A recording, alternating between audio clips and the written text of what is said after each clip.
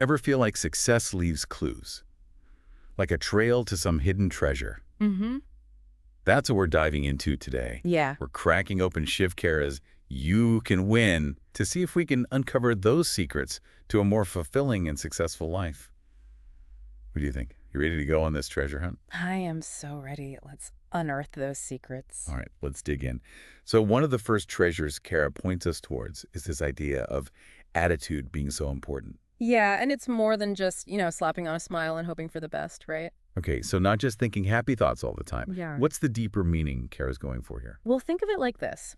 He uses this analogy of a black balloon, and he says it's not the color that makes it fly, it's what's inside. And our attitude is kind of like that helium, this invisible force that really determines whether we rise or fall. Okay, I'm starting to see where this is going. Yeah. So it's about cultivating that inner can-do spirit.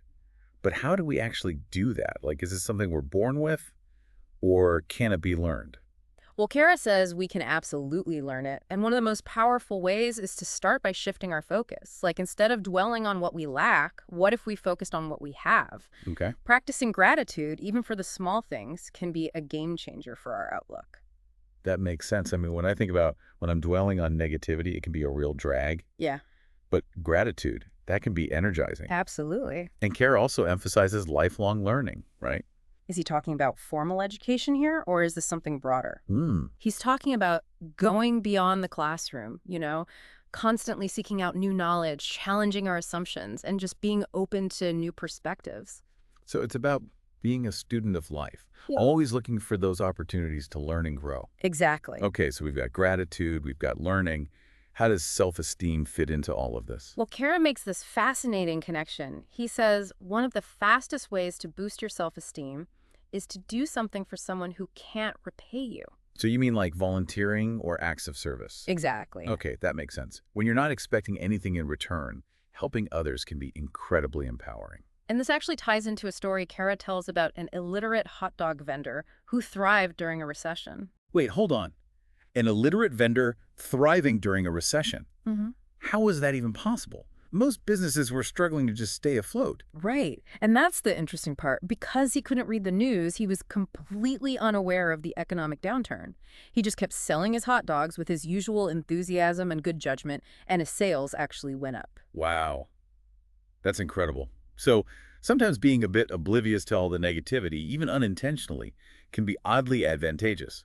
But it also highlights the power of just good judgment, right? Something we can all cultivate regardless of our circumstances. Precisely. And that leads us to Kara's next big idea, winning strategies. Because it's not about luck. It's about making conscious choices that set us up for success. All right, so I'm ready to hear these strategies. Give me the winning playbook. Okay, so it's not like a magic formula or anything, but Kara says consistently applying certain principles, well, it can make all the difference. He actually compares it to a winning racehorse. It might only be a fraction faster than the others, but that slight edge leads to much greater rewards. So it's about finding that slight edge, that 1% difference, that sets us apart. But how do we pinpoint what those advantages are in our own lives? Well, one key is to focus on excellence, not perfection. Okay. Because striving for perfection, well, it can be paralyzing, right? Mm-hmm. But consistently aiming for excellence, even in small ways, it creates this ripple effect. Imagine improving just 1% in 1,000 areas. Wow. That's your winning edge. So don't underestimate those small incremental improvements. They can really add up over time. Now, Kara also talks about the importance of embracing struggle, right? But isn't that a little counterintuitive? Yeah, it might seem that way on the surface, but he uses the analogy of a butterfly emerging from its cocoon. Okay. And he says, while it's tempting to want to help it break free, that struggle is actually crucial for its development. The pressure strengthens its wings, preparing it for flight. So it's not something to be avoided. Struggling is actually necessary for growth and transformation. Exactly. I like that perspective shift. Now, I've heard whispers about a story involving Stanford students and a famous pianist. Ah, you mean the story of Ignacy Paderewski. It beautifully illustrates how even small acts of kindness can have these unexpected positive repercussions, sometimes years later. Okay, you've piqued my interest. I need to hear this. Okay, so there were these two Stanford students, and they were strapped for cash. So they decided to organize a piano recital featuring Paderewski to raise funds. They agreed to pay him a $2,000 guarantee, And this was a huge sum of money back then. Wow. That's a bold move for a couple of struggling students. I'm guessing things didn't exactly go according to plan. You're right. Despite their best efforts, they could only raise $1,600. Uh-oh. Devastated, they confessed their shortfall to Paderewski after the performance. Oh, that must have been so embarrassing for them. How did Paderewski react? Surprisingly, he tore up their $400 promissory note, handed them back the $1,600 they had earned, and told them to deduct their expenses and each keep 10% for their efforts. Wow, that's incredibly generous. But how does this tie into this idea of kindness coming back around? So, years later, Paderewski became the Prime Minister of Poland, and his nation was on the brink of starvation. Herbert Hoover, the head of the U.S. Food Relief Bureau, was the only one who could help. Wait a minute, Herbert Hoover as in President Hoover? The very same. And guess what? Hoover didn't hesitate to help, sending thousands of tons of food to Poland. When Paderewski personally thanked him, Hoover simply said, "You don't remember, but you helped me once when I was a student at college and I was in trouble."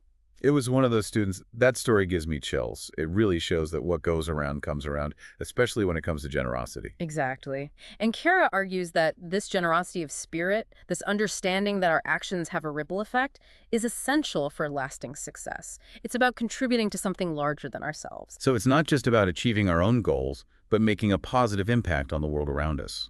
But let's be real, success isn't always a walk in the park. What does Kara say about overcoming the obstacles we inevitably face? He actually dedicates a whole section to that. He recognizes that the path to success is rarely linear. He lists common obstacles like fear of failure, procrastination, lack of focus, even like choosing quick money over a fulfilling vision. It's so easy to get sidetracked, right? Like you see those tempting shortcuts or you let fear and self-doubt hold you back. What are some of his key insights on navigating those challenges? Well, self-discipline is essential, making choices that are aligned with our goals even when it's tough. He also highlights the importance of focusing on our strengths, seeking guidance from mentors, and most importantly, never giving up. Well, that's often easier said than done. What about those times when we feel stuck? When giving up seems like the only option? How do we push through that? Well, Kara tells this thought-provoking story about a farmer who was so terrified of failing that he didn't plant any crops at all. Wait, what? A farmer who doesn't plant crops? That sounds like setting himself up for failure, not avoiding it. Exactly. The point is that playing it too safe, letting fear paralyze us, can be its own form of failure. Oh, wow. Taking a leap of faith, even if it means risking failure, is often essential for growth. It's about recognizing that true courage isn't the absence of fear, but action despite that fear. I love that. Now, I've heard Kara talk about the power of auto-suggestion. What exactly does that mean? And how does it fit into this idea of overcoming obstacles? He's talking about the power of our self-talk, consciously shaping our thoughts and beliefs. He shares an anecdote about this executive who felt this surge of positivity just by repeating affirmations to himself. Oh, I can relate to that. Our inner dialogue can either be our biggest cheerleader or our harshest critic. Absolutely. It's about consciously choosing to focus on what we can control our thoughts instead of getting bogged down by negativity. But isn't there a danger in being overly optimistic, like ignoring real challenges? He's not saying bury your head in the sand. It's about having a proactive approach, focusing on solutions and possibilities rather than dwelling on the problems. It's about rewiring our thinking to be more supportive of our goals and aspirations. Yes. So it sounds like Kara's encouraging a pretty significant mental shift. But he doesn't stop there, does he? There's more to success than just hitting those external milestones, right? What does he say about ethics and integrity? You're absolutely right. He doesn't just focus on the external markers of success. Kara strongly believes that lasting success isn't just about material gain or climbing the corporate ladder. It's about living a life that's grounded in strong ethical principles. So it's not enough to just be successful. It's how we achieve that success that really matters. Absolutely. He challenges us to examine our own ethical compass. Would our actions hold up under scrutiny? Are we guided by our internal values, or are we swayed by external pressures? It's a call to live with integrity, to make sure our actions are aligned with our values, even when it's difficult. Does he provide any real-life examples of what this looks like in action? He tells this powerful story about an athlete who, despite being on the verge of winning a major competition, disqualified himself after realizing he'd committed a foul. Wait, he disqualified himself. That takes serious guts, especially with so much on the line. Exactly. And it cost him the win. When asked why he did it, he simply said, It was the only way to maintain my integrity. That's a powerful statement. Yeah. Choosing ethical conduct over personal gain. It speaks volumes about his character. Precisely. And that's the kind of integrity Kara is advocating for. It's about consistently doing the right thing, even when it's hard, even when no one is watching. It's a good reminder that true success isn't just about the destination. It's about the journey and the principles we embody along the way. Right. Now, you mentioned a story earlier about King Midas. Oh, yes. I have a feeling that story doesn't have a happy ending, Not quite. but it feels very appropriate to bring up right now. Well, he uses it to illustrate the potential pitfalls of unchecked ambition. You mean the man who wished for everything he touched to turn to gold? Exactly. Yeah. And it quickly turned into a curse, transforming even his beloved daughter into a lifeless golden statue. It's a stark reminder that achieving our goals without a solid moral foundation can lead to emptiness and regret, even when we get exactly what we thought we wanted. Exactly. Kara emphasizes that true fulfillment requires more than just external success. It's about aligning our ambitions with our values, ensuring that our pursuits are in service of something meaningful, something lasting. So we've covered a lot of ground already, from the importance of a positive attitude and ethical conduct to understanding that success is a choice, not a matter of luck. Where do we go from here? Next, we're going to dive into some more of Kara's practical strategies for success, exploring how we can turn these powerful principles into tangible results. So we've talked about the importance of attitude, ethics, and taking those first steps toward our goals. But what I'm really curious about is how Kara suggests we bridge the gap between thinking about success and actually achieving it. Yeah, one of the things that really struck me about You Can Win is how he constantly emphasizes both the why and the how of success. Okay. He doesn't shy away from challenging our assumptions, but he also provides these really practical tools to actually apply these principles to our lives. So he's not just telling us to dream big. He's showing us how to build the staircase to get there. And one thing I've always appreciated about Kara is his knack for using stories and analogies. It's like he understands how our brains crave those relatable examples. Absolutely, because stories have this way of sneaking past our intellectual defenses, right? And they speak directly to our hearts. Remember that story about the two woodcutters? Oh, yeah, the one where one woodcutter is working tirelessly, but he can't figure out why his output is so much lower than his colleagues. What was the secret again? So, the more productive woodcutter, he would take the time to sharpen his axe after every tree he cut. Mm. And it seems so simple, right? But it highlights this really crucial point about success. It's easy to get so caught up in the doing that we forget to maintain our tools, both literally and figuratively, right? Sometimes taking a step back to invest in our skills, or even just giving ourselves a break, can actually make us more effective in the long run. Precisely. That's why continuous learning is so important in Kara's framework. It's about consistently sharpening those skills, Yeah. expanding our knowledge base. So it's not just about working harder, it's about working smarter. Exactly. Now, Kara also talks about the importance of having a mentor, right? Someone to guide us along the way. What's his take on that? Well, he tells this wonderful story about a king who wanted to honor the person who had made the greatest contribution to society. Oh, I'm intrigued. Who gets the crown? Like a mighty warrior, a brilliant scholar. Neither. He chooses a humble teacher. Really? Recognizing that it's teachers who shape the future, they empower others to unlock their potential. And finding a mentor, it's kind of like finding a shortcut to wisdom, Yeah. It's a good reminder that we don't have to figure everything out on our own.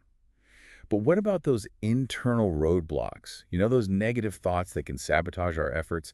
How does Kara suggest we overcome those? He actually compares it to driving a car with the brakes on. Okay. You can push the gas pedal as hard as you want, but you're not going to get very far. Right. Those negative beliefs are like our internal brakes, holding us back from reaching our full potential. So how do we release those brakes and gain some momentum? Well, he offers several practical strategies. He encourages us to challenge those negative thoughts, reframe them in a more positive light, and really focus on our strengths rather than dwelling on our weaknesses. It's that classic saying of turning lemons into lemonade. Right. Yeah. Or maybe even, just leaving the lemons behind and going to find some oranges. There you go. I like that. Now, one of the things that Kara is really known for is his emphasis on setting SMART goals. Could you remind us what makes a goal SMART? Absolutely. So SMART goals are specific, measurable, achievable, relevant, and time-bound. So it's not enough to just have these vague aspirations. We need those concrete, actionable steps Yeah, and deadlines. exactly. So, for example, instead of saying, I want to be more financially secure, a smart goal might be, I want to save $5,000 for a down payment on a house by this time next year. Perfect example. That's specific, measurable, and time-bound. You got it. And breaking down those larger goals into smaller, more manageable steps, it suddenly makes them feel a lot less daunting, a lot more achievable. It's that classic advice. Yeah. How to eat an elephant. One bite at a time. Exactly. But setting goals is one thing. Staying motivated is a whole other beast. How does Kara suggest we keep that fire in our belly? Well, he distinguishes between two types of motivation, external and internal. Okay. So external motivators are things like money, recognition, even the fear of failure. Things that come from outside of ourselves rather than from within. Right. And while those can definitely be effective in the short term, he really encourages us to cultivate internal motivation, a drive that stems from our values, our passions, our sense of purpose. That makes a lot of sense. Yep. Because when you're driven by something you truly care about, it's much easier to stay committed even when things get tough. Precisely. And that's where self-discipline comes in. Okay. He describes it as the bridge between setting goals and actually achieving them. Self-discipline gets a bad rap, though. I know, right? People think about it as being so restrictive, so punishing, Yeah. like you're depriving yourself. It's seen as a negative, Yeah. but Kara sees it differently. He actually views self-discipline as freedom. Go on. The freedom to make choices that are aligned with our long-term goals, even when they're not the easiest or the most instantly gratifying. It's about delaying gratification, right? Yes. Saying no to those distractions and staying focused on what truly matters. You got it.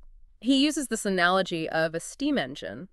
And he says, that steam, it only propels the engine forward when it's properly channeled and contained. Oh, I like that. And self-discipline is about harnessing our energy, right? Yeah. And directing it towards our goals. It's about being the CEO of our own lives, making conscious decisions about where we're going to direct our time, our energy, our attention. I'm curious about his take on the relationship between money and success, because they're often seen as synonymous. But I'm guessing Kara has a more nuanced perspective on this. You're right. He actually dives really deep into this, Okay. emphasizing that true wealth, it encompasses far more than just financial abundance. He reminds us that the most valuable things in life, love, happiness, fulfillment, a sense of purpose, you can't buy those. He even provides this list of things money can't buy, which I think is such a powerful reminder, especially in our very material-driven culture. Right. It's so easy to get caught up in the pursuit of more, more, more. Yes. But Kara encourages us to really ask ourselves what truly matters. He tells this great story about a man who saves a young boy from drowning. And as the man's turning to leave, he says to the boy, "Make sure when you grow up that your life was worth saving." Wow.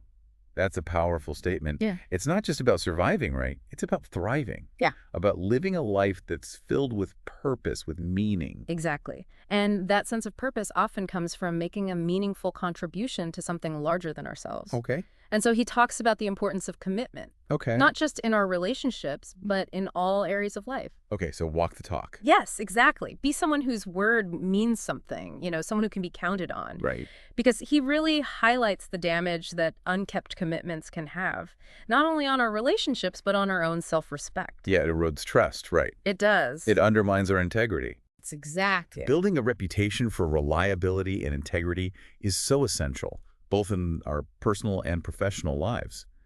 What else does Kara have to say about navigating the complexities of our interactions with others? Well, he dedicates a significant portion of the book to the power of interpersonal skills, Right. recognizing that our ability to connect with others is crucial for success in all aspects of life. So it's not just about what we know, it's how we relate to and interact with others. Exactly. He provides practical advice on how to improve communication, how to build stronger relationships, and how to navigate challenging situations, with grace and empathy. Yeah. He talks about the importance of active listening, choosing our words carefully, learning how to give and receive feedback constructively. It sounds like he's giving us this roadmap for building stronger, more authentic connections, which, let's be honest, they're essential for both personal and professional fulfillment. Now, one thing I'm always particularly fascinated by is the subconscious mind and its role in shaping our reality. Does Kara touch on that at all? He does. He describes the subconscious as this powerful force that can either work for us or against us. And he uses this analogy of a garden. And he says it doesn't discriminate between good seeds and bad seeds, it just nurtures whatever we plant. That's a powerful image, because if we're constantly feeding our minds negativity, Mm. whether it's self-criticism, those limiting beliefs, worries about the future, well, our subconscious is going to take root and grow those weeds, Mm. ultimately impacting our thoughts, our feelings, our behaviors. Exactly. But the good news is we have the power to choose what we plant. We do. And so Kara's emphasizing the importance of being mindful of those inputs that we're feeding our subconscious, right? Yeah. Like the books we read, the conversations we engage in, even the thoughts that we allow ourselves to dwell on. Exactly. It's about creating a mental environment that supports our growth and our well-being, Yeah. one that's fertile for success. But how do we actually go about, consciously cultivating a more positive and empowering subconscious? Well, one of the key techniques that he recommends is autosuggestion, Yeah. which we touched on a little bit earlier, using affirmations and positive self-talk to kind of reprogram that subconscious mind. So instead of saying, ugh, I'm terrible at public speaking, we might say, I am a confident and engaging speaker, and I am getting better every time I share my message. Exactly. It's about creating this mental picture of the person we want to be, the life we want to create, and then consistently reinforcing that vision with these positive statements. It's about speaking our desired reality into existence. You got it. And he even offers a 21-day formula for forming positive habits using this principle. So 21 days to kind of rewire our thinking and create lasting change. It's a powerful reminder that we are not stuck with those thoughts and beliefs that might be holding us back. Exactly. We have the power to consciously choose a different story. Absolutely. And that empowering message is really central to his whole philosophy. He reminds us that we are not victims of our circumstances, but powerful creators of our own reality. I love that. And I've heard him talk about the GIGO principle. Could you explain what that is and how it relates to success? Yes. So GIGO stands for garbage in, garbage out. It's actually a computer science term, Okay. but Kara cleverly applies it to our minds. Right. So if we're constantly bombarding ourselves with like negative news or toxic social media or even just our own self-criticism, well, it's no wonder we're feeling stressed or anxious or discouraged. Exactly. The quality of our output, our thoughts, our feelings, our behaviors, it's directly determined by the quality of our input. That makes perfect sense. Yeah. So how do we start to filter out the garbage? How do we create a more positive, empowering input stream? Well, it's about being conscious consumers of information, Okay. Limit that exposure to negative news and social media. Surround yourself with uplifting books, podcasts, conversations, and most importantly, pay attention to that self-talk. It's about choosing to focus on things that inspire, that motivate, that uplift us. Yes. Things that are going to fuel our growth and well-being. We've covered so much ground, but it feels like we've only scratched the surface. What other gems of wisdom does Kara offer? It really is amazing how much wisdom Kara packs into You Can Win. We've explored the power of attitude, the importance of ethical decision-making, the practicalities of goal setting, and so much more. But it's clear this isn't just about, checking boxes on a to-do list for success. It feels like a blueprint for a more fulfilling life overall. What do you think? It really is. It's about more than just the destination, right? It's that ongoing journey of growth and contribution. And he reminds us that we don't have to reinvent the wheel on this journey. There's so much we can learn from others who have already gone before us. Right. Read those biographies, seek out the wisdom of those who have, already navigated these challenges that we're facing. And like you said earlier, finding a mentor can be invaluable. Someone who's walked a similar path and can provide guidance and support. Absolutely. It's like a shortcut to wisdom. Yes. And just as we can learn from those who have come before us, he encourages us to pay it forward by becoming mentors ourselves. Yeah, it's not a zero-sum game. There's something incredibly fulfilling about sharing our knowledge and experiences to help others kind of reach their own potential. Exactly. It creates that ripple effect of positivity and success, one that, extends beyond ourselves to impact the world around us. Yes, recognizing those actions, Yeah. both big and small, they have the power to make a difference. Speaking of which, you mentioned a story earlier about a bridge builder. Oh, yes. It feels like the perfect way to illustrate this. So it's a story about this old man traveling along a lonely highway. He comes to this deep chasm and he carefully crosses it, right? And then instead of just continuing on his journey, he stops to build a bridge. He builds a bridge. Even though he's already safely crossed, That doesn't seem very efficient. I'm guessing there's a deeper lesson here. There is. So when a fellow traveler asked him, why he's bothering, he points out, hey, you're likely never going to pass this way again. And the old man simply says, there may be someone coming after me who needs to cross. Wow, what a powerful message. It's about looking beyond our own immediate needs and considering the well-being of others. It really speaks to the heart of his message. True success isn't just about personal gain. It's about contributing to something larger than ourselves. Leaving the world a little bit better than we found it. Absolutely. So as we wrap up our deep dive into You Can Win, what are some key takeaways you hope our listeners will carry with them? I think the most important one is that success, in all its forms, is within our reach. It starts with cultivating that positive attitude, setting those clear, meaningful goals, and then taking those consistent actions. Even when we face obstacles, we can do this. And we can't forget the importance of approaching those goals with integrity, making sure our actions match our values. Yes, exactly. And, as we navigate this journey, it's essential to remember we don't have to go it alone. Seek out those mentors, learn from the experiences of others, and remember that our journeys are all interconnected. Helping others succeed actually increases our own chances of success. Like what we were saying earlier about leaving the world a better place. Yes, exactly. It's about recognizing that our actions have that ripple effect. Yes. So much of what Kara talks about really boils down to this simple yet profound idea. Yeah. We have the power to choose. Yes. To choose the kind of life we want to live and the kind of impact we want to make. That choice, that power lies within each and every one of us. I love that. It's been an inspiring journey through the pages of You Can Win. What final, thought-provoking question can we leave our listeners with today? I think the most important question we can ask ourselves, and not just today, but every day, is what one small difference can I make today to create a more successful and fulfilling life?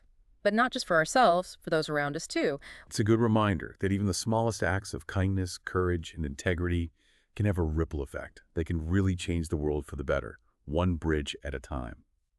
This has been an incredible deep dive. Thanks for joining us on this journey, and remember, you can win.